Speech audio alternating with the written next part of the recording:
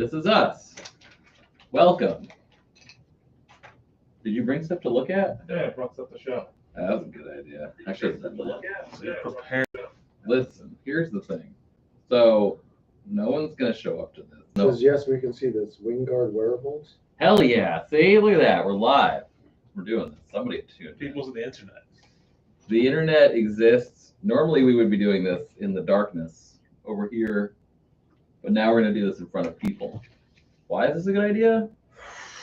People told us to. Somebody said that going live was a great idea, so we figured we'd expose this madness to the world. Yeah, I think realistically, I think what works best is we'll just do like a regular episode, and we'll just kind of like have people talk with us who show up, and you guys can ask questions. I have the chat open, so I can see that. We're all dressed nicely because we're in front of a camera, unlike normal when we're just naked, which is great. Joking. I'm joking. Am I joking? So how much are we not going to talk about tariffs? Chuck and I were talking about this earlier. You can talk about tariffs. We can talk about tariffs. So, okay, in my experience, probably in the last month, there's 3 different Kickstarters that I was part of. I was a Kickstarter supporter. I think it's a supporter. So I was a supporter, and they all 3 finished successfully, but they all backed out. They all because of the tariff issue, obviously. So like a Chinese-made product. I don't know if I should say them right. I guess okay. So what you're saying is if it had been USA made, then it would have Even been then, I've already been hit with tariff 232, which is just any steel Exemption. across the board. Yeah, we talked about this last 25%. week that Yes. it's gone up 25%. Yeah. So I mean, the thing about tariffs is a tariff product or not a tariff product, basically prices are going to go up across the board. These 3 products, the Roto Select, the Banter's thing. I forget what it was called. It was like a little little mini banter thing. And another thing, all Chinese-made products, all sort of said, "Hey, we don't know if this is going to happen or not. We're going to do our best to fulfill this project, but ultimately, if it's not financially viable, we can't follow through." Which is, it's unfortunate. Obviously, if those had been American-made products, they wouldn't be subject to that. I don't actually know if this is recording or not. I think we're just streaming. I just thought about that, because we definitely want to record this forever and have it available later. For prosperity. Recording data and location. It says it's not recording any data. Well, maybe that's for the better. I don't know. Stream location. Comments are on. Yeah, okay. I'm assuming I don't know if it's recording or not, to be fair. We're just assuming it's recording. Where was I going with that? Oh, so the Chinese projects, right? So all 3 of them were like, "Hey, we don't know if this is a viable project or not because of the tariffs involved." I mean, that kind of is what it is. Those companies should look to onshore, but right. So I mean, materials in general are going to go up. Prices go up in general. Just because something is made in America doesn't mean that there will be a customer basis for more expensive products. So that's also a thing, right? Prices across the board go up. That affects the market as a whole. Yeah, it's unavoidable. For example, there is no USA-made steel anymore. Right. As far as knife steels go, and just even basic steels, there's not really much options. Tool steels, there are still USA sources for, but high alloy stainless steels, like all the CPM products, it's finished in America, but it's not fully made in America, so there's still tariff on that. So what countries are those smelted in? Germany, Europe, Switzerland. That's where a lot of that stuff gets smelted. Okay. So there's a 25% hit on that, but now it's also new smelting houses are doing the work. So based on prices we're seeing increases anywhere from like 12% to like 35%, not just a 25. Okay. Because they're still doing the work here. The tariff is on the import of the billet. Right. Some billets cost more money too because they're not made in America. Yes. Different factory has a different price. So I was reading this morning too the difference between poured in and smelted in that can often be 2 different countries. Mm-hmm. Can you you define for me / for everybody what the difference is between poured and smelted? Okay, so usually, let's just call it how Niagara steel is going to be done now, or how American-made CPMs are. They're going to be imported in essentially a cube or a billet from whatever country is doing the smelting. It's going to come here to Niagara. Niagara is going to essentially slice off a chunk of it and then roll it out into a sheet. Their usual sheets are 2 by 3 foot and whatever thickness it is. The thinner the sheet, the more expensive the labor is to roll it. So that's why there's not a standard. It's not 25%. We're paying a tariff on the import of the billet, which plus a price increase because different smelting houses doing it, and then the labor of rolling it. There's no tariff on that, but that varies as well based on the thicker billet, cheaper to roll, thinner billet, more expensive to roll. So just to be clear, when you go to like the Steel Baron or one of these steel supply warehouses, that's a middleman. They're buying that steel directly from the manufacturer. We call it the manufacturer, but in fact, they're not manufacturing the steel. They're really just rolling it. So if you talk about NJ Steel Baron, what's actually happening is some country in some part of Europe is making a billet, importing it into America. Niagara is further processing it into sheet. Then NJ Steel Baron receives these sheets, and then they further process it as well. Okay, but into bar stock. Be clear that when you say billet, what do you really mean? So billet's a chunk. Let's call it a cube. It's a big cube. But like on the internet, we all see those giant rolls of steel coming on like trucks, and like the guy gets like killed by it, and he's in like a Chinese warehouse. Like, that's not how our stuff will usually come in. Okay, so it comes in a giant chunk. Essentially a cube, like a giant cube. Yeah, okay. And then it's sliced down. It might not be a cube. It could be. I think they're like 10 inches by like 16 inches by like however long. They slice off a chunk and roll it into 2 by 3. So Niagara heats that up to like a critical point, and literally rolls it out flat or flatter. There's rolling mills, there's power hammers, depending on what it calls for. Okay. And then someone like NJ Steel Baron or other distributors will receive these sheets based on the call-out thickness they requested, and then they might sell it as a sheet, or they might further process it in-house to bar stock. So like, it's all about the same thickness, isn't it? No. I mean, like, I've never seen a knife thicker than that. Well, I could buy a Nitro V or in anywhere from 116, 332, 1/8, 532, 3/16. Okay, yeah, but I'm saying like they're pretty standard thicknesses. I mean, no one's ordering the shit in 1/2 inch. That's a custom smell. Sometimes he has to do it. He won't stock it in 1/2 inch, but he'll custom smell, ask it to be custom made. Oh, we lead time for Niagara to do that. So the processes that we're talking about, those happen stateside, but the manufacturing of the actual steel happens in a different country. It comes in, and these guys are further processing it. So I mean, there is a tariff on the steel coming in. Yeah, so that's where it gets complicated. A lot of stuff is happening in the automotive industry with stuff going to Canada or Mexico back. Hey, it's Titanium. What's up, guys? Yes. Hey, guys. And High Wing Wearables. We said hi earlier. Got to say hi. But essentially, yeah, the tariffs. It's not a direct answer. So sure, it depends. Like I said, if the bills come in, that's tariffed. Then there's an additional cost. It seems like the new smelting houses are charging more than Crucible did on some steels, not every steel. And then the rolling process is what it was before. Okay. So that's why it's not all steel's 25% more. It's right, and that's like 8 to 32% or something like that. I said we were talking about this on Facebook.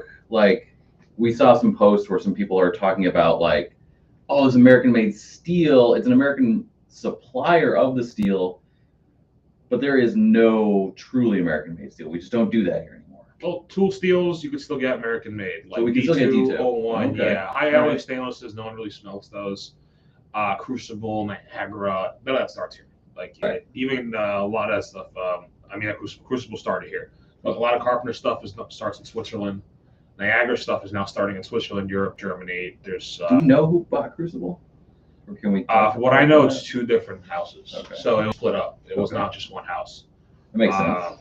It's a lot. Tool steels you can still get. That's about it. Because tool steels are used in just so much. So what you're saying is the most American thing we could do is start building knives with D2? Yes. Oh, God. American-made D2 instead of Japanese D2. Tom Crine is secretly yelling in. Tom is pumped. He's like, so happy. Finally. Yes. The return of D2. Okay. So tools, did you say A1? A2. Oh, A2, A1, D2, S7. Essentially a pure tool steel. Real tool steel, Yeah. not like blade steel, tool steel, but like actual tool steel. Yeah, so tool steel can be used for a lot of things. Knife specific steels like CPM, they're used not just for knives, Sure. but mostly for knives. And even then, CPM was a crucible only product. They had the patents for the process. Right. They went under. So other people are making it now. Carpenter made knife steels. They haven't in a long time. It looks like Carpenter's getting back into the game of knife steels. So I thought, oh, someone American made is coming back into this, but not really. Carpenter still starts in Switzerland. As far as I know, take what I say with a grain of salt. It could be some weird steels that are still made here. The process of actually making the steel. What's your favorite steel for EDC? It's a good question. What's our favorite steel? Currently, I use CTS S45 yen. I'm a fan of it. My favorite steel of all time is CTS XHP, which might be coming back. It's Carpenter. It might be coming back. Apparently, it is. Trying to get like 500 pounds of it. Spicy. Yes. We're going to talk about that? We can. That's all I know. It's What's your favorite EDC steel? CPM 154. Really? Okay. Yeah. 154 is great.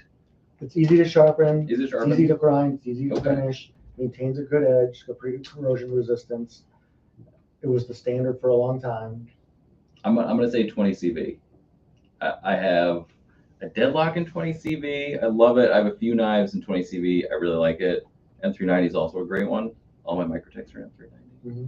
Question is, do you resharpen any of your knives? No, so I have Nick sharpen Yes. the knives, or I just carry a full serrated knife, which rarely needs to be sharpened. So I was never a fan of full serrated Oh, knives. shit. He got me into full serrated knives mainly Full because serrated in like knives. 20 CV or M390, full serrations are great. Yeah. Cheap steels are not. fantastic. The teeth roll over. They get smushed in. 20 On a CV. super steel, full serrations are pretty cool. Yeah, no, this Shout out to Spartaco. is like, yeah, ruthless. They started it. Yes, the full serrated Spyderco edge that's what got me into full serrated knives. Like one of my first one was I have an Enduro. Enduro with the plastic molded clip. I still have it in the car. So Full serrated. Yeah. Nice. that was my first nice knife. Was an Enduro 2 with a plastic clip, full serrated. Shout out to Spyderco. I mean, like 60, probably $80 now. You can't beat that. Lightweight, it's indestructible. Also, you can throw it at somebody and be like, I don't care. Like, let's go get another one. That's fine. One Totally here, open okay. the gloves. Let's rate pair 3 on my desk right now. Yeah, pair 3 is great. Prefer the pair 3 or the pair 2. Pair 2 is a little big. Pair 3, perfect size. Yeah, I like love pair selling 3. pair 3s in the showroom. It's a great knife. Full serrated pair of 3. I got one of those as well. Yep. I wish it wasn't in BD. It was BD1. It's like CTS BD1. Yeah. I don't know. It's a middle of the road steel, but I like the serrations and like super steels. That's kind of. But I got resharpened, so it doesn't really matter to me. I mean, even then, you said when you resharpen my Scarab, it's really not necessarily sharpening it as much as it is like. So essentially, with the Scarab, gotta see that. We sharpen that first half inch as an actual edge, and then the serrations get slightly honed on the backside, and then power drop in each individual tooth. That'll kind of do the trick. Since it is a super steel, you don't see much mashing of the teeth. With a softer steel, you will see that. That's why I am a fan of the serrations on a super steel, because you don't get mashing of the teeth. It's easier to restore. You don't want mashing of the teeth. You never want Don't that. mash If your you're teeth. getting a mashing of the teeth, you're in bad territory. CPM S30V. Why CPM S30V is great? Because it's the original steel. It's the steel that started a lot of things. It's still top class steel. Great It's steel. just old, so people look down on it. It doesn't But have it's a fancy name, but like anything S45, S30, they're fantastic steels. Yeah, S40 is relatively new. S30 has been around for so long that it's been looked down. Not exactly looked down upon. It's just old tech. But even then, it's still better than It's like 80% it's of like things out there. 440C. Yeah, that's 440C is the least nah, of the really. I know, but it has no that same, sex there. has Like, that same ooh. stigma where Yeah. people look down on it. it was the first super steel. It's still Or the last great steel. 90, or was it an S90s. S110? Yeah. I don't like S. No 110. No. Here's the thing. At the end of the day, 440C, you totally cut just about anything with that. You know, that's like the They still steel make joke. You totally just everything out of it. stab something with that. Wait, we're not paying attention to this. Have y'all tried Vepserations? Big angled ones. I haven't had anything with Vep serrations in a long time. I've had them back in the past. I did like them. They're easier to resharpen since you could do it with a round file. Yes. But they are neat. They're awkward in some cases. The CRKT serrations? Mhm. Yes. It makes sense though. The giant kerf, if you're actually like pulling against something to try to cut it, that amount of edge angle, logical. I had something done like 10 years ago where you can mail them into, I don't know his first name, the guy who invented Beth serrations. Beth. His name is Beth. Yeah, I know, but his first name. I don't remember his first Whatever. name. But yeah, I've yes, sent in yes, some Spyderco stuff yes, to actually do it too. What's your inside scoop on MagnaCut? As good as everyone says? I'm not a fan. No, secretly, no one is a fan. No, as a manufacturer, I hate it in the sense of it warps. It warps and it warps. Yeah, but it warps really bad, especially if you don't surface grind off the scale, it warps. So you have to surface grind off the scale. I do that anyway. But every part of the process it was warping. He treats a little finicky in-house, and the juice isn't worth the squeeze essentially at the end. You have to cryo it? You have to cryo it. It's one of those deals where cryo is a must. Yes, however, but when we were in Texas at Tactile Turn, shout out, those guys just use, that's what they said. They were like, we only use MagnaCut. They have the process down. So I mean, there is a sort of, there's a line there somewhere. ProTech has switched. Everything's MagnaCut, I believe. And ProTech works a lot in I think there is a learning curve to it because those larger houses seem to have a pretty good grasp on it. Like Matt at Tactile was like, we love it. Like we've dialed it in. I think there's something to trends as well. When you're a full production company, you got to go with the trends. Oh, it's Kirk. Hey, Kirk. The EDC hard pass. For sure the heat treating process is a pain. Yes, heat treating is low-key nice. Yeah, we heat treat everything here in-house. We use cryo when needed. Since I milled the bevels before heat treat, we were having tip drift on the MagnaCut stuff. I had finishing issues with it where I had inconsistent splotches in acid washing. I primarily choose a steel for my customs that universally finishes in every finish I can think of. Where I had issues with MagnaCut in some finishes. Like I said, it's not, the juice wasn't worth the squeeze. It is very different than a lot of steels for its toughness aspect, but there's just things I like more than that. Is it a trend? Is it a fad? Is it? Like M390 was a trend for a minute. I talk to customers a lot and they ask about MagnaCut, like a lot. But then the longer I talk to them, I can usually kind of like, it's a finesse. Like, why do you like MagnaCut? What are you looking for in MagnaCut? Do you have a specific end use in mind? And if What are your cutting tasks? if I can get them into that arena, I can usually get them into like M390. Like that's your answer. Like, okay, MagnaCut's cool, but if you're buying it because of a brand or some sort of recognition thing, totally like, hey, that's fine. This is a bespoke industry. You can buy whatever you want. But if your cutting task is ambiguous, M390 is totally fine. Or basically any other steel. I have a lot of stuff with M390. Yeah, honestly, I think M390 is better than everything.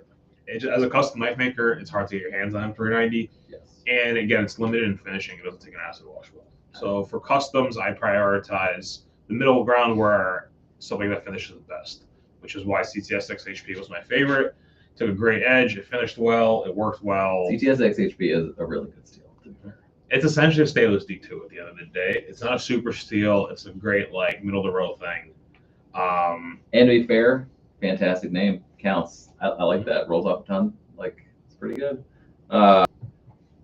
Deadlocks. My new deadlock has M390 in it. I think I haven't technically carried it yet, but it does have M390, and it seems to be reliable to get right now. I don't know how long that's going to last. Could be short-lived.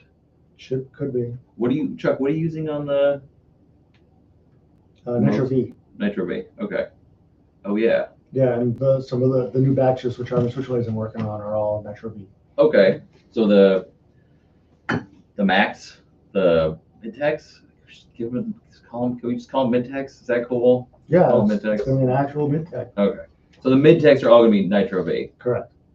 Did you know that our co-host Nick Chuprin helped invent the name MagnaCut? I already thought that's not right. No, Nitro V. That's not Nitro right. V, sorry.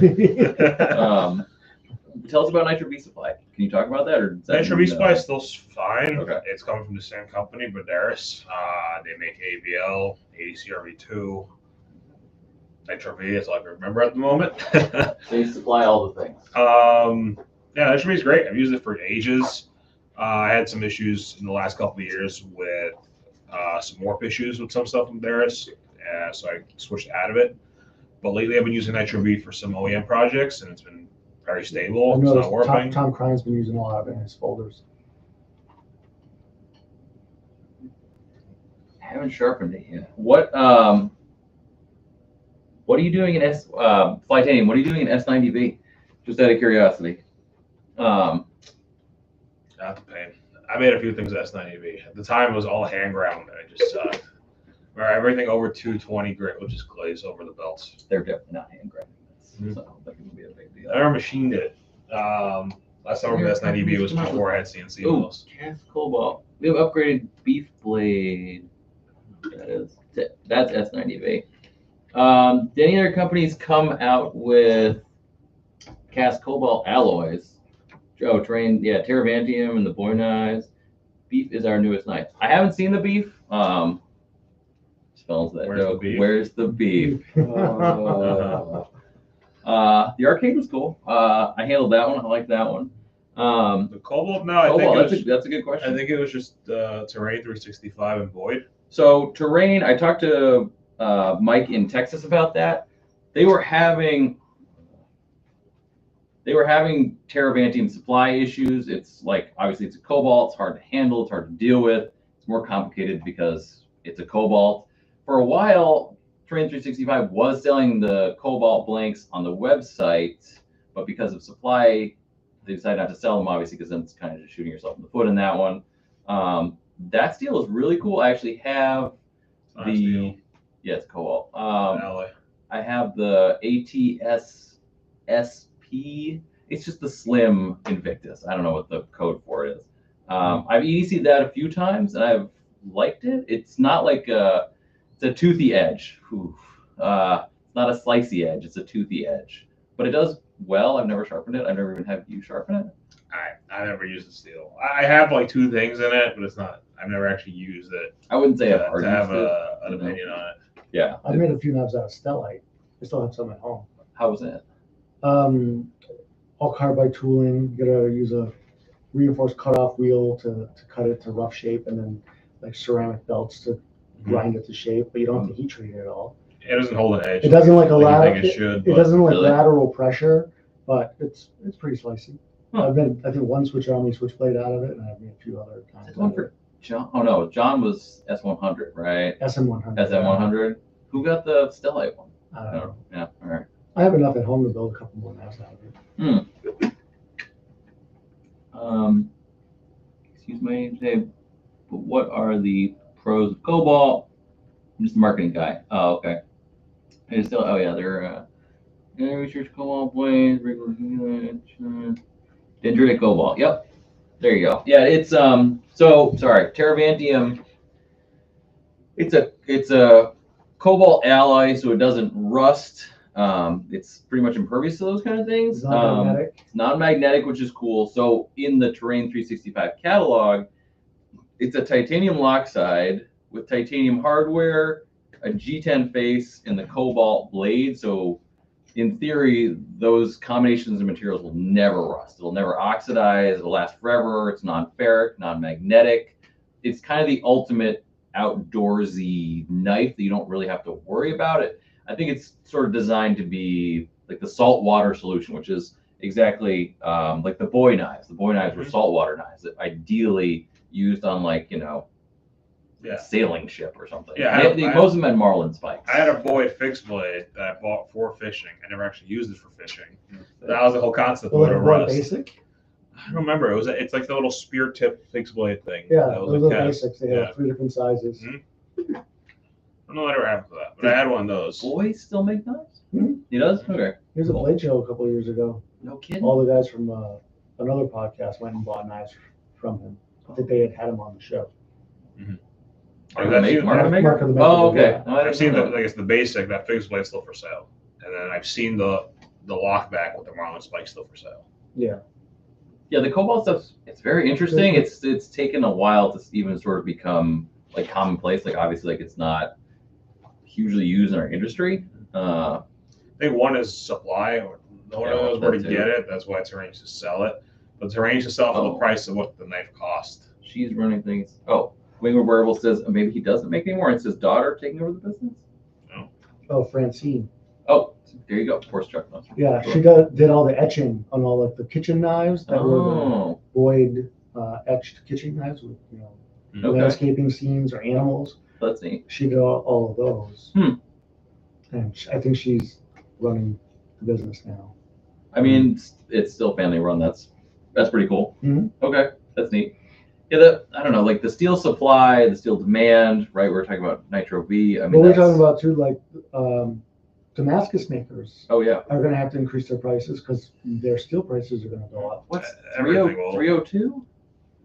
CPM02? What is Chad? 302 is like a binder. When there's 302 in it, it's not considered performance Damascus. ABL and 30. None of it's real. I mean, like, Well, no, Damascus Steel's performance Damascus. okay, and that would be the only real performance. No, Chad makes stuff with the performance. Everyone, it's more commonplace now. All right. A few years ago, you would see a lot of stuff use 302. Mm. Big sports and stuff without 302. It gives you a brighter layer, Okay, that makes but sense. it doesn't harden. So anywhere that's on the edge, it won't really harden well. So yeah, because I was ordering. Okay, so I was ordering Damascus for Chris when he was here, 29 knives, and we were looking at the Vegas Forward website, and he was like, we're looking at all these weird steel combinations. He's like, I don't know what any of this is. He's like, Damascus has changed a lot since I last used it. A lot more stuff is performance Damascus than it used to be. It used to be a big deal that it was performance Damascus. Then that damage still became commonplace, and the other guys started catching up with it. All right, thanks for tuning in, Flightanium. He's leaving. I think he's north of 92. I did not know that. His boy is pretty old. Wow, that is like way too old to be doing anything involved with knives. Unless you're Robert Eggerling, in which case you just keep going. I wonder forever. who the oldest living knife maker is. H.H. Frank? Is he still making knives? You would know that. Not me. Yeah, I don't know. Who is the oldest oldest custom maker? I don't know. I think Mel Pardue died at 88. Maybe I'm still his death. Yeah. But I mean, who's currently still alive? Still making knives. Who's older than, I don't know. Like, how old is Ron Lake? Or Michael Walker? Are we discontinuing if they're still making knives, or are they just alive? Just in general? I mean, they're still making knives, as far as I know. Is Ron Lake still making knives? I think so. Whoa. Like, Okay. Not many. But... I mean, that's, whatever's clever on that. Sure, might as well. Well, I mean, I'm a knife maker. I'm going to make Yeah, but you're knives not that for old. as long as I can.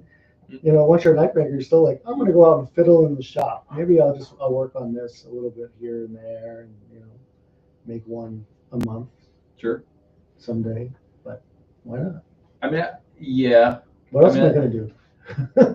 Make Damascus. Just start forging your own Damascus. I think in general, to your note though, I mean, so yes, steel prices will go up, material prices will go up. Anything, we're moving into an economy where it's an economy of scale. Things are going to get more expensive, right? We're all experiencing issues with expenses. It's going to affect everything, and you can't expect it not to affect every part of our industry. Certainly, I mean, G10 will also go up just because it will go up. Prices will rise. I was actually thinking about that right before you said that. I was going to say G10. I don't know. I think a lot of everything. Fiberglass is made in the U.S. The stickers went up. I got an the email. vinyl. The guy had to make a bronze statue. He's got to pay for this kind of things. The G10, I don't know, Norplex. You're thinking about this wrong. It's not material costs in general. It's the cost across the board. So it's all costs incorporated with the cost of the cost. If gas goes up, what goes up? Everything. Everything goes over the road. So everything, some stuff goes over the rail. Gas has come down though. It's still like $50 some odd a barrel. But an example of that, if one price like that, so if over the road costs go up, everything in the truck goes up. So what's in the truck? Everything that's not over the rail. But over the rail is diesel or coal, so that price always goes up. So everything will go up. Everything is going up now. I mean, cost and scale might not be that much per night though. People are just going to follow suit, and they don't necessarily have to raise their prices, but because everything's going up, they're just going to raise it anyways, and maybe they make a little more profit. The production companies, yeah. The bigger argument I see is, I see this on Facebook quite a bit, not even the knife industry.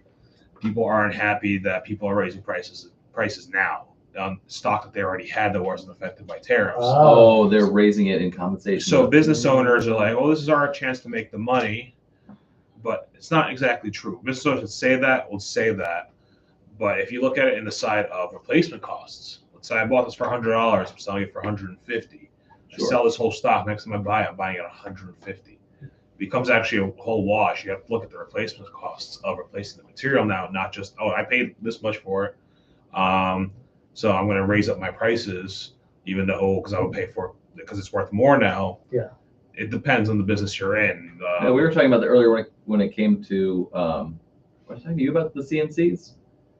Okay, I was talking to somebody else about the CNCs. But I was talking to Zen about CNCs, and like he was asking about like country of origin on CNC machines, right? We have CNC machines like the Haas's. I'm like, okay, those are the most American-made machines you can get, but they're not really made in America. They're like, what are they, 50%, 60%? I don't know.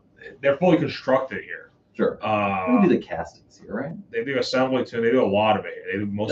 It's certain components like motors, electronics, I would look it up. spindles, that kind of stuff is the problem. No, yeah, that's what I'm saying. Like there are products like that where like it says right, it's assembled in America, but there's a percentage of almost all the products that's made in China or internationally anyway. Yeah, so Haas currently put a standstill on hiring and cut all overtime hours. In front because their argument is like they're American-made machines. Because this was at one point supposed to be a exempt status for certain companies, and that all went away. Wow. So technically, they're an American manufacturing company that aids American manufacturing, but they can't afford to do what they do because they use a lot of steel castings and a lot of the electrical components are. It's not a war effort right there. So I mean, like it's like if it were a war effort, we could say American manufacturers like. Get a pass. Well, they're the only real American-made CNC company when it comes to in scale and what it is that they do. Haas. Yeah. No, that's what I'm saying. Right. So even then, that was the examples. The most American-made Haas or the most American-made CNC you can get is still, we'll say, just for the record, not, but 40% made overseas, and that's the most American-made one you can get. There are no 100% ones. I mean, they're probably manual mills like a Bridgeport, but they don't make those anymore regularly. Even then, I would be surprised if the motors are. Oh, sure, exactly. The bearings, that kind of stuff. Yeah, the minutia, the circuit boards and stuff. That's probably all overseas. I mean, costs go up. What's your ideal CNC machine? What's your favorite piece of old machinery you own? Oh, hey, what's up, Dylan? Hypercut manufacturing. I like Haas's. They're not the best. They do great for what we do in knives.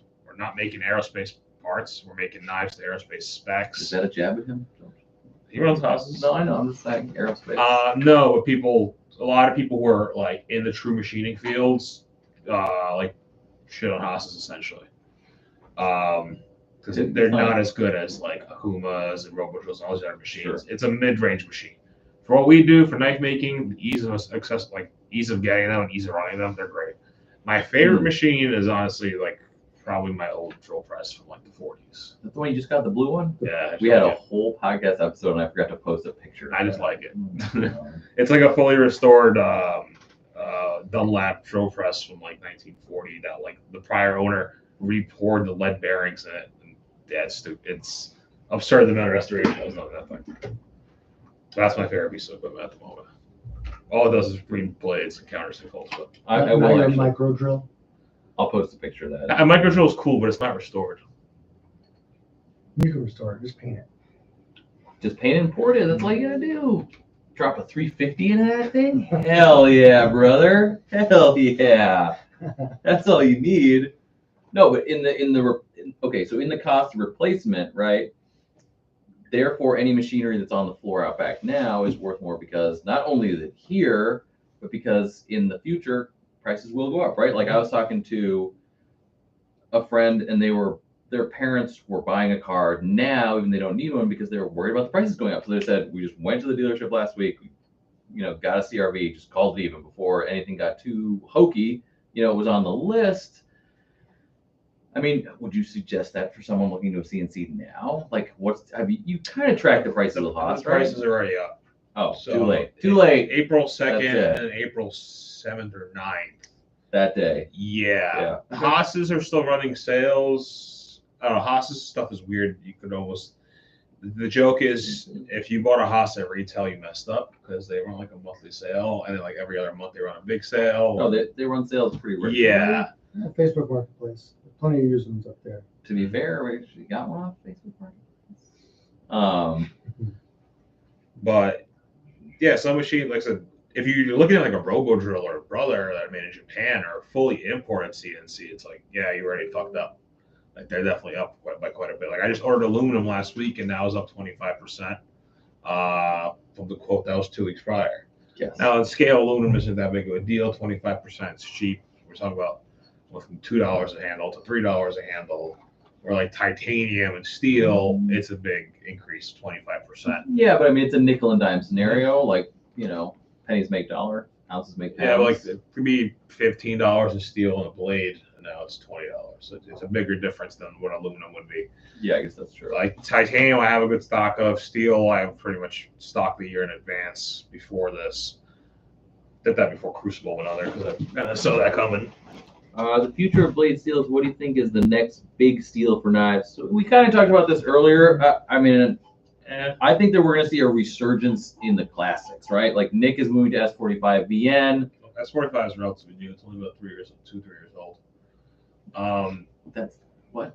Okay, so but I mean, it's obsolete. Yeah, it's obsolete. Like the classics involved with like not MagnaCut. I think that's sort of like a lot of companies are using MagnaCut right now. Titanium apparently was jumping into S90V.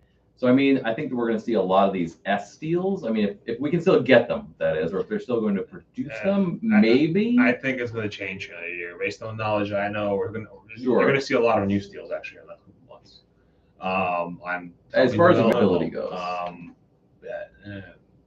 That's all I can say. Good idea is all I can say. But well, did you want to talk about the Carpenter Project? A Carpenter Project. You talked about it earlier already. No. Okay. But there's a lot of new steels coming out. Not that one, different one. There's a lot of new steels coming out in the next few months. I think the people who have the capability, not stateside, are coming back into it from essentially Crucible going under. So, right. And we've talked about that previously as well. Like, so a dangerous thing is a power vacuum in general. And when you're in manufacturing, you have a power vacuum like Crucible going under, it opens up exactly like what you're talking about, which is you close one door, you open another. So there's going to be a whole feeding frenzy for knife steel supply because now people realize how big of a market that is. Before it was kind of like, oh, this knife stuff is a joke, it's not a big deal. But now, like, I would say rough calculations in the knife industry are a lot higher than most people truly understand, especially from a dealer perspective. I can tell you that, like, the GDP of the knife industry is a lot. Like, it's a lot more than people truly grasp. Like, I've seen preliminary numbers from multiple companies. It's a great deal. Like, it's enough to make somebody who wasn't in business of making knife steel jump into that business and say, there's a lot of money to be had here, like Carpenter. You know, if they're talking about bringing back steels or getting into the steel game, or someone is talking about producing steels that Crucible's not making anymore, it's probably a very lucrative business, to be honest.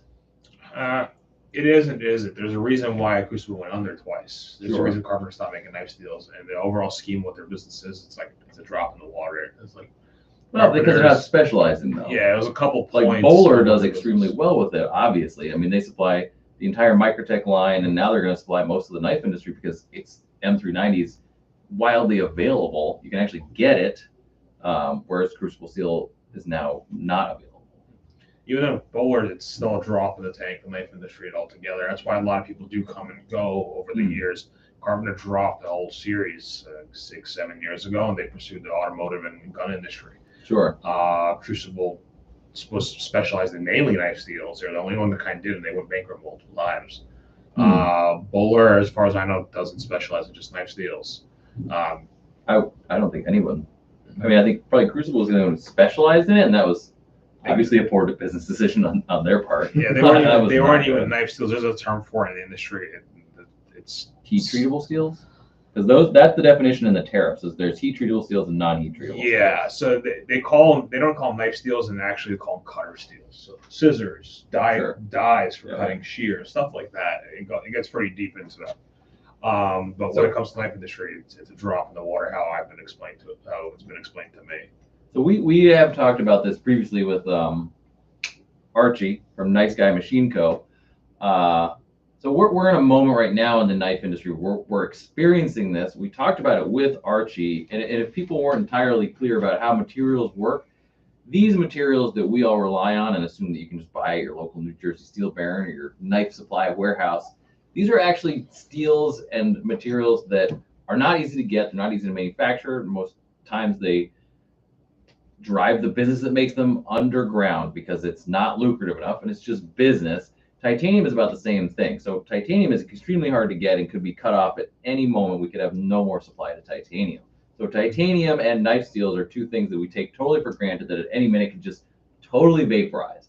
Archie was acutely aware of that because he was like, the titanium we get, it's all salvaged titanium. And even then, like, Boeing could just say, we don't want anyone going to the salvage yard anymore. We're cutting off the supply of titanium. Same thing as the knife steel. I'm sure someone else would try to sort of source it.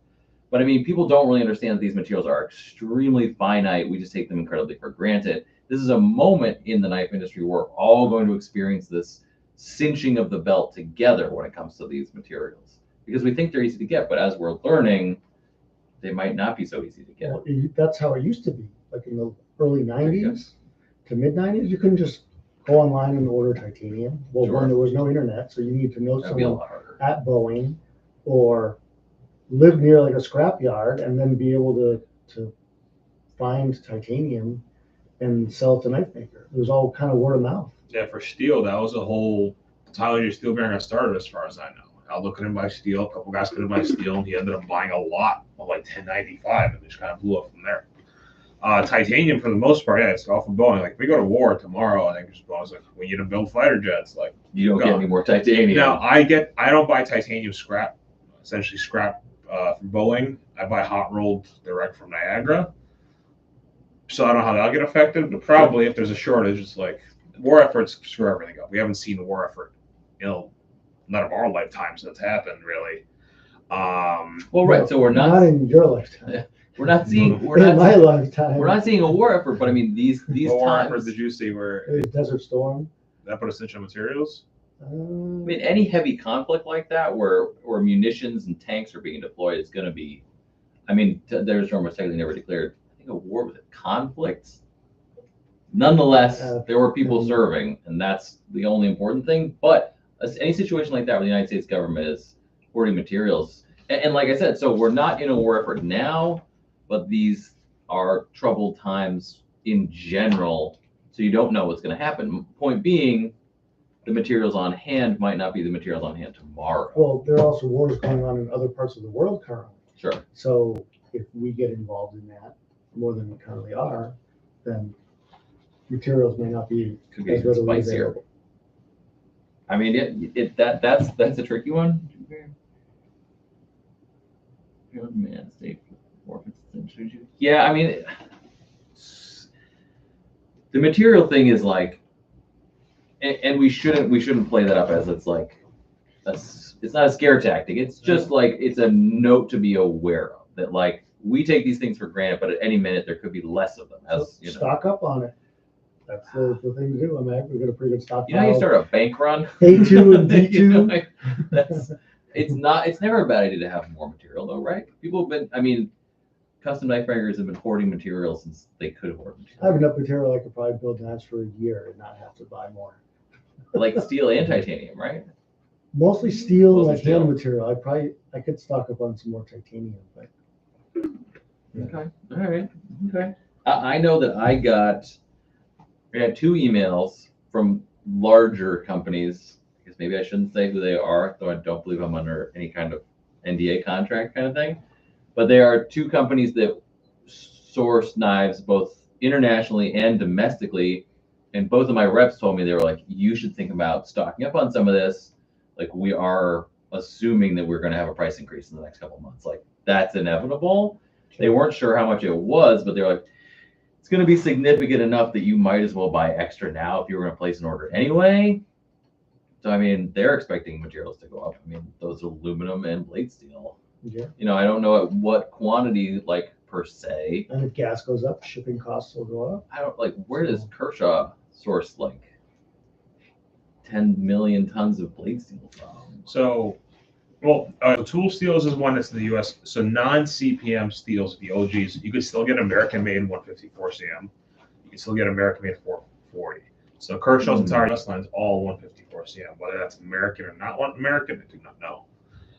But there are still options for American 154 CM and 440C. A lot of the older, more basic non-powder metallurgy stuff, as far as I know, is still attainable in the U.S. and some spray form stuff is also still attainable. Spray form. Okay. There's not many options for spray form. So we do see those steels readily used on like sometimes on ProTech, sometimes a Benchmade. So I mean that's I wonder if that plays into the concept, right? It's an American-made product with American-made steel. Yeah. It also depends on the source of it. Sure. Therefore, I don't know, but I know there's still options for that in America. Okay. Just something that's been made forever, essentially. Bob Loveless used to use 154 cm. Blades in 420. Yeah, Buck still does 420 steel blades. That 420 is probably made in the U.S. I would imagine. 440 maybe. Don't know. 440C is 440 non-lettered is not. 440 non-lettered. Yeah. So straight 440. Yeah, it's not that common of a thing you'll see here. Like I don't even know. Like if I try to go buy it, I don't even know where to buy 440. I could go buy 440C from just general steel suppliers. Yeah, I'm sure those guys have it. But they're all 440 non-classified. Like I've never seen it for sale anywhere as raw material. So I don't even know if realistically, I don't even know if it exists. It could just be a moniker like medical grade stainless. You know what I mean? Medical grade. I've never actually Surgical seen grade. it. There's like 440A, 440C, 440B, 440B, but I've never actually seen for sale just a 440. No letter moniker. No letter, straight. Just call it straight. Yeah. Tooler. Don't say letter moniker. I don't know, just medical grade stainless steel. Like, Medical grade. What is 440C. that? I make fillet knives out of it. Oh, see, there you go. It's just stainless steel. It's the best you can get. It's stainless. Doesn't have any stains If on it goes for a swim accidentally, then it doesn't really hurt as much. As Customers like, what is it? It's like it doesn't stain. You don't want it to stain. You know, like you spill like some Stain gravy on your shirt, you less. put it in the wash, like it stains. Like the steel's like that. You get some tomato on it, doesn't stain. You know, it's very similar. Very similar. Graham knives models I make are in 154 cm. I like it. Kirk says he uses 154 cm, likes it when he does the Graham models. You know, like these 3 Graham models, huh? Yeah. Like that. Dad jokes. None. That's all I have on tariffs. I can go on for hours and hours. Sure, yeah, I know. We can talk about tariffs for a We brought some knives with great me. amount of I time. need to Oh show yeah, some knives. do that. That's good. I didn't bring any knives with me. I didn't think of it. I brought stuff for show and tell in case we're out of topics because no one else did that. So on the table here, I have the new Ragnarok Mach 1. We did a drop of these on Friday. Went well. So this is the same Ragnarok platform. It's just an auto. And this is also was first released on Friday as well. Was the Ragnarok V4, just a flipper delete with studs. But I just brought these because I don't know what we're doing as far. Let me see the auto. None of us knew what we were doing for Let me this see the recording. auto. So. Okay, so the Ragnarok. This is the Mach 1. Yeah. So same handle. The whole Ragnarok series, right? This whole series is the same handle pattern. Silhouette. The same, Profile. yeah, the Profile. same silhouette Okay. for the handle. The blades have different silhouettes. That's where the variants come in. Okay. This is a different mechanism, so we went with the moniker Mach instead of V for variant. Are you There's sure a it lot. wasn't because it was an auto, so it goes fast? Yes, so I'm saying it's a different mechanism. So I gave it a different acronym for the instead of variant. I gave it Mach for fast. You can go. I go fast. Gotta go fast because Mach is this moniker for. Yeah, so Mach 1 is the V1 blade, and we got Mach 2, which I haven't made those yet. It'll be like the V2 blade. There's a whole glossary being built on my website to explain this shit because there's so many variants. The Ragnarok is a platform, essentially. You're getting confused by it. Okay, but they're all the same handle. Same handle, and you do different milling patterns. Mm-hmm. Okay. So far you've For done now.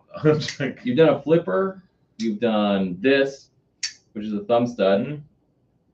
Which So- is very pleasing actually. Right now, we've done 2 blade shapes: the harpoon tanto, the Bowie tanto, and a flipper, and then a non-flipper, like you This see one. here Like with the auto.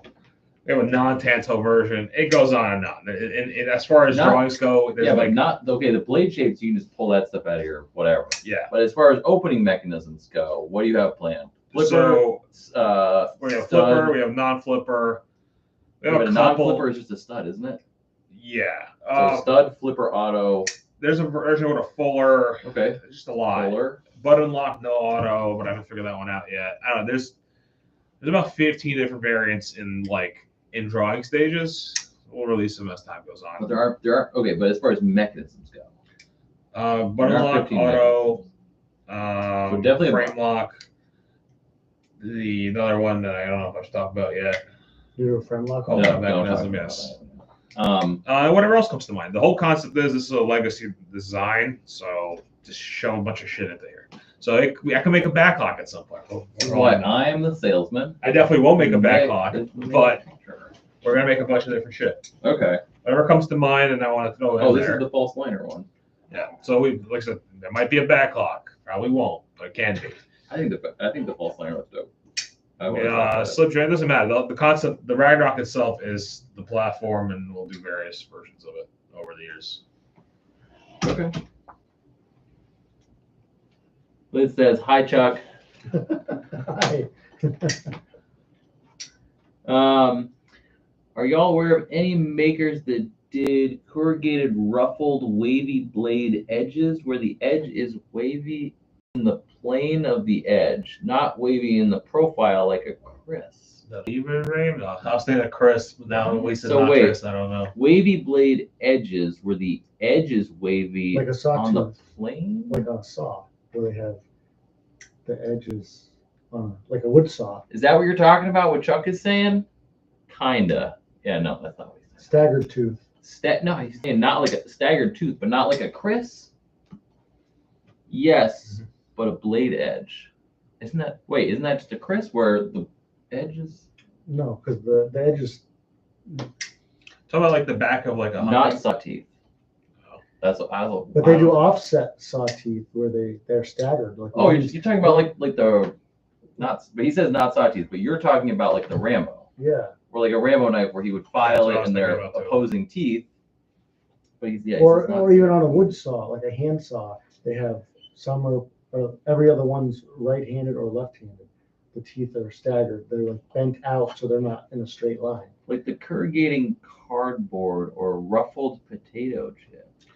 Oh, Wait, are you literally meaning like? But the blade would have to be. Some handmade serrations are done like that. I understand. If you did like a file, I saw some swords that had it, but I don't know if anyone did a knife that way. So is that what you're talking about? If you're looking like down the profile, it's like this, like a wave. That's kind of interesting. So I've Did seen you just forge that?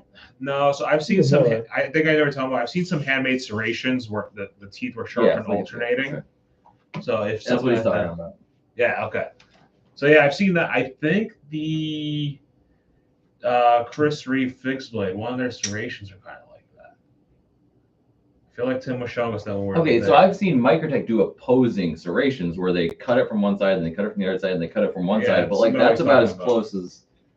It's very cool who did it.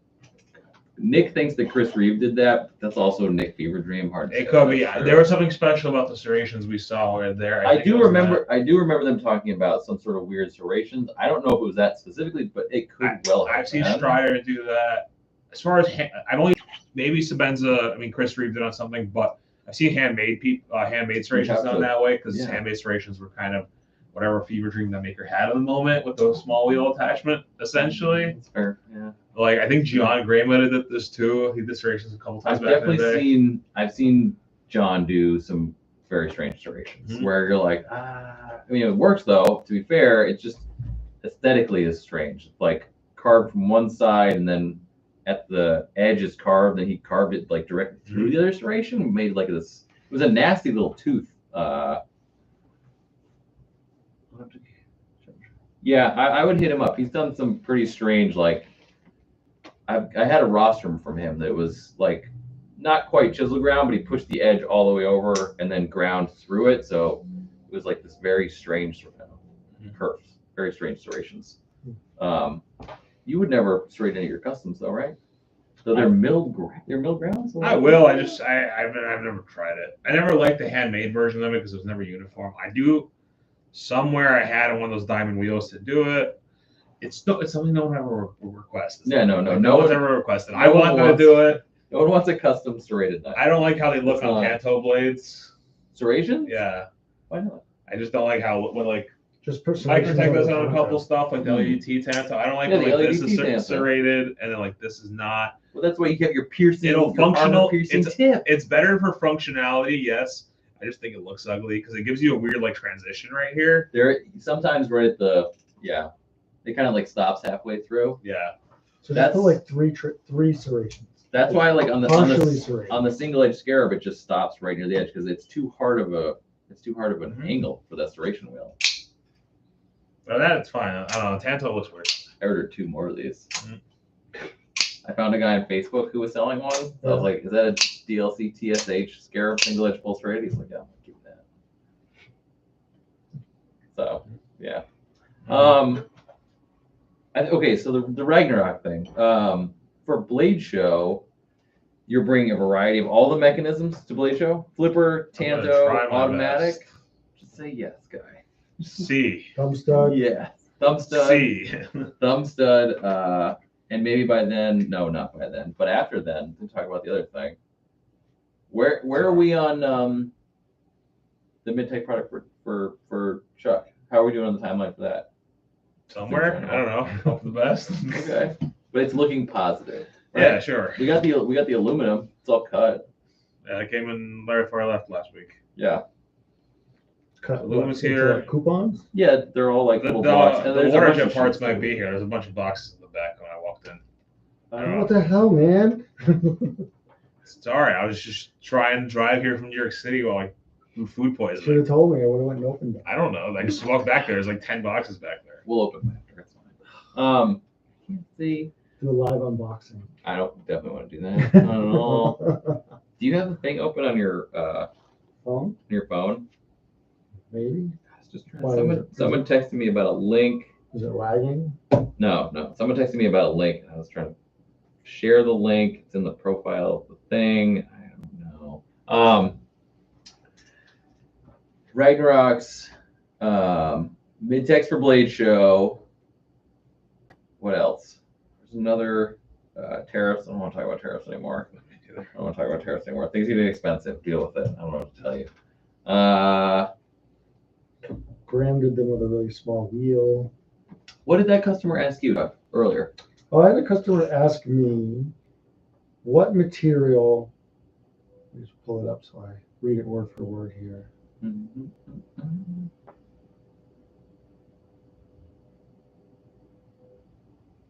Did you guys finish the Corleone pizza? What materials are people requesting that you're sick of using or feel is overrated? I don't use many materials, so I don't really have an answer to that. Nick makes the same titanium thing. I specialize in titanium. I think the antique vintage Westinghouse is now being used way too much. Too much vintage. There's just too much of it out there. Everybody's using it now. Everybody's not just trying to look the same with it. Somehow it's the last piece of our elbow. It's always the last piece. Damascus blade. Oh, that's true, actually. It's always like antique Westinghouse scales with like a Damascus underlay with some speed holes. People do like that look though. They do. And What? like cheddar brown. It does look good.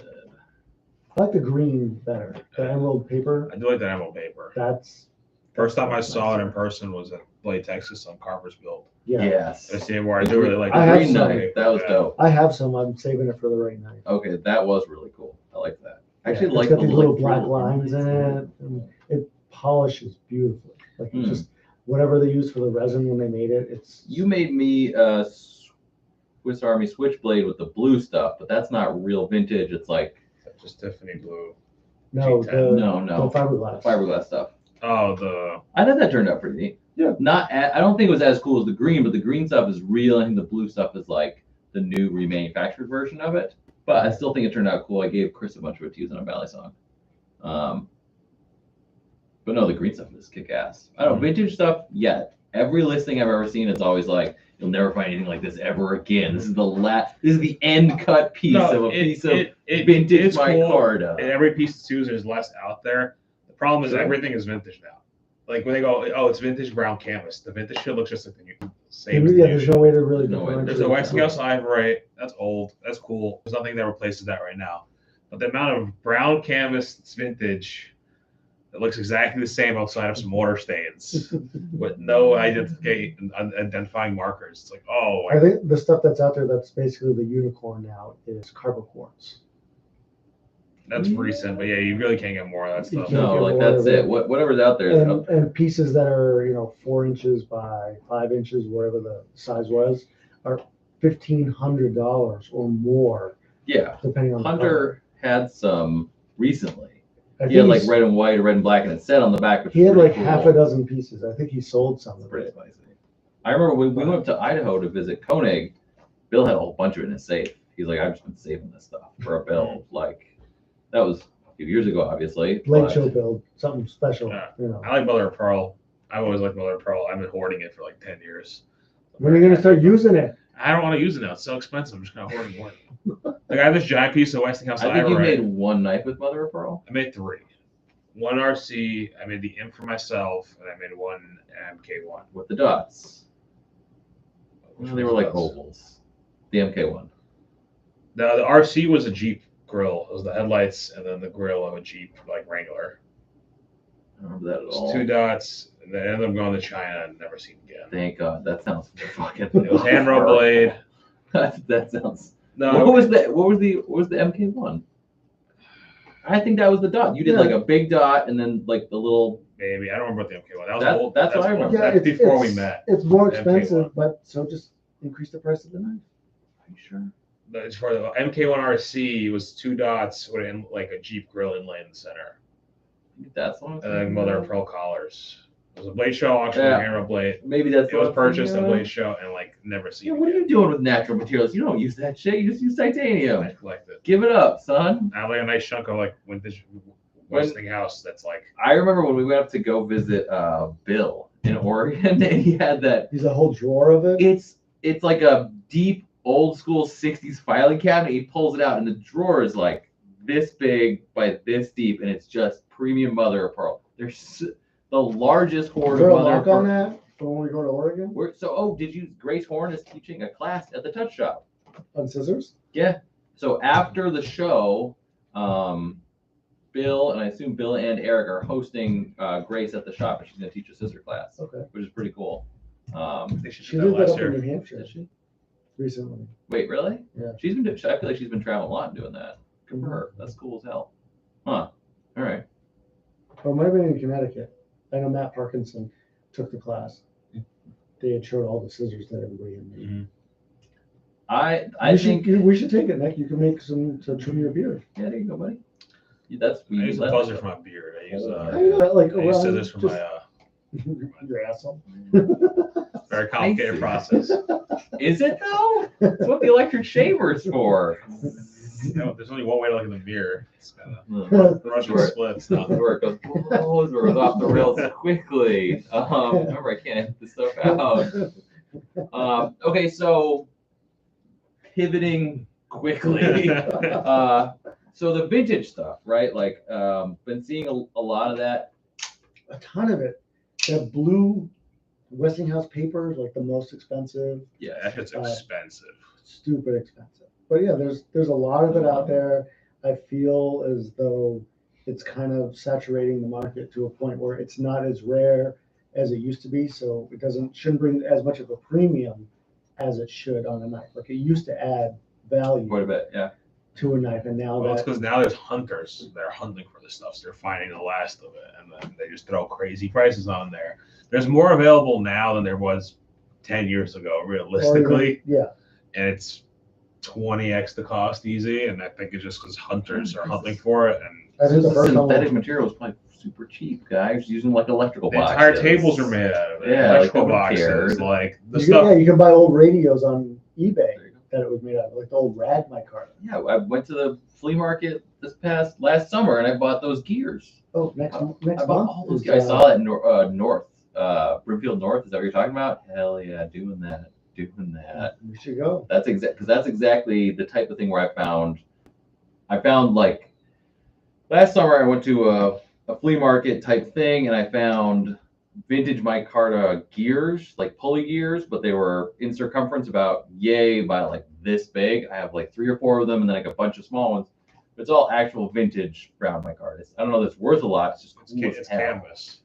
Yeah. At Brimfield last year, I got the same thing. I got the wheels. The and wheels, Ragma. Ragma, right? Yep, exactly. Yeah. And they're cooler to just I have ain't in gonna turn their it into process. anything. It's so much work to process it. So like a Yeah. backspacer, I just like having them because I paid nothing for them. I would say that Camo Carbon, Andy in California, is turning out some really cool variant stuff. Like for a while, it was just kind of the same old whatever. But recently, in the last 6 months, he's really like turned up the wow factor.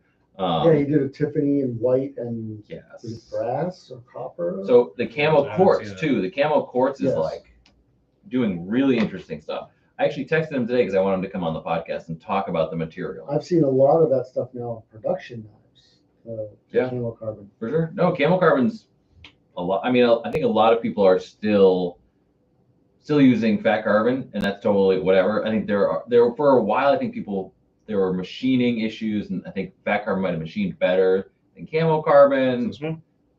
Yeah. Sort of back and forth. But yeah, his regular camo carbon, like he's doing a really cool A couple one. variations in that color. And so the camo quartz he does drops for now because it just sells out so swiftly. Yep. But like I hit him up because I'm doing a couple of upcoming shop exclusives where I requested very specific camo carbons for. So I was like, I want this camo carbon for this one, this camo carbon for this one. Like I really like the Gulf camo carbon. I think looks really neat. Mhm. Sort of blue, white, and orange, like the Gulf logo, which is cool. And then there's a 70s camo carbon, which I also chose for another model that I'm doing with the Black, company. orange, and yellow. Yeah, I think it looks cool. Like I think it looks really cool. Even Toyota is using those old colors. on Yeah, some of their bringing new back the colors. 3 stripes. It's a great color combination. You put that on a black knife, it's like, all right, we're doing pretty good. Sure. So I mean, that's something to tie it all together. Like vintage materials versus modern materials, old blade steels versus new blade steels, right? I mean, for customs, it's kind of a whole different thing, but for production knives, modern blade steels, we're also seeing more insurgence of the S steels. While we can still get them, but with modern materials. I mean, it's hard for production companies to source vintage materials. Mhm. But I mean, as far as supply goes, carbon fiber seems pretty good. I mean, Andy actually does make the carbon fiber in California. I mean, I don't probably sources that material from, I don't know, we're gonna ask him about it. But he actually does press that stuff in Cali. So no tariffs on that, sort of. Yeah, I don't know where the actual weave comes I don't know from. what I think it's kind of everywhere. What- Fiberglass, they still make a lot of stuff here. Yeah. It's a synthetic. So you have Norplex, Current, and there's one other big house I forgot. That deals with all that shit. So are you going to the design to part? I'm not going to design to part. I'm going to East Tech. Design to part is this Yeah, I'm not going to that. When's tomorrow. East Tech? Tomorrow, In Thursday. May 14, 15. D2P is this weekend? Yeah, I'm not doing No, D2P. it's tomorrow and Oh, tomorrow. Thursday. Oh, okay. Some Mohegan Sun.